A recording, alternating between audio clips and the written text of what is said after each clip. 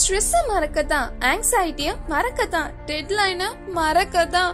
இந்த விஷயங்கள் ஈஸியா மறக்க வைக்க ஒரு சூப்பர் சொல்யூஷன் தான் ஹைக்கிங்.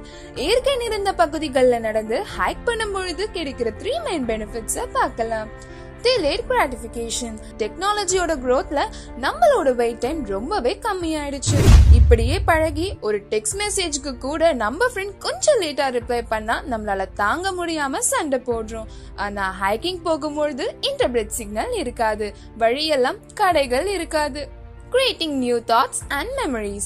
உங்களுக்கு breakup depression or college or office stress இருக்கா? அந்த விஷயங்கள் உங்க மைண்ட்ல ரிப்பீட்டடா வந்துட்டே இருக்கா? அப்போ ஹைக் பண்ணுங்க பாஸ். அது நம்ம மைண்ட கிளியர் பண்ணி ஃப்ரெஷ் தாட்ஸை உருவாக்கும். Digital detox. வீட்ல உட்காந்துட்டே போனை பார்க்க கூடாதுன்னா கொஞ்சம் கஷ்டமா தான் இருக்கும்.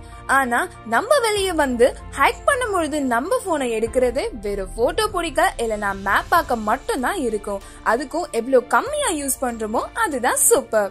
Because what we capture by being present is a way more than what camera captures.